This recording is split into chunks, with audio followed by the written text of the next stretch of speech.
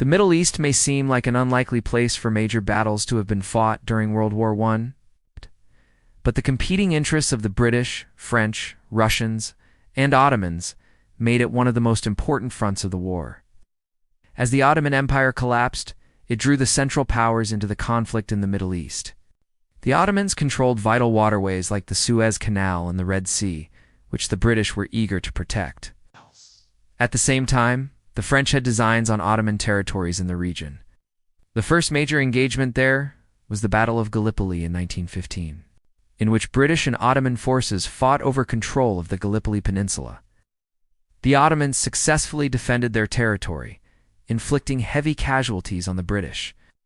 But the following year, the British launched a new offensive in Egypt as part of the Sinai and Palestine campaign.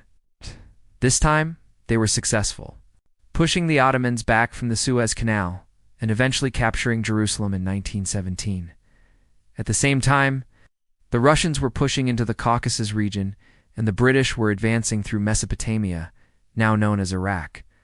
But both campaigns were costly, and the British soon realized that they needed help to finish the job. Enter T.E. Lawrence, better known as Lawrence of Arabia. He helped to organize and lead the Arab Revolt against the Ottomans, which tied down a significant number of Ottoman troops and allowed the British to advance more easily. By 1918, the Arab forces, with British and French support, had captured all of modern-day Jordan, much of Saudi Arabia and Syria, and were advancing into Palestine, the Ottoman Empire collapsing around them. The victorious powers carved up the region according to their interests. The British gained control of Palestine and Mesopotamia, while the French took Syria. The Ottoman-controlled Suez Canal was internationalized, and the region became a key part of the British Empire. The war had a profound effect on the Middle East. Many parts of the region, such as Saudi Arabia and Iraq, gained independence from the Ottoman Empire.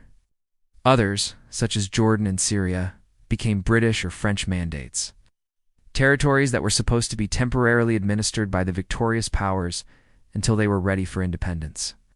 But the legacy of the war in the Middle East is a complicated one. The borders that were drawn in the region during the post-war settlement ignored ethnic and religious differences, leading to future conflicts in the region, and the promises made to the Arabs by the British, such as those made in the famous Hussein McMahon correspondence, were largely broken, leading to resentment and distrust between the Arabs and the West that continues to this day. It is often forgotten that the Middle East was one of the most important fronts of World War I, but without the campaigns in the region, the course of the war could have been very different.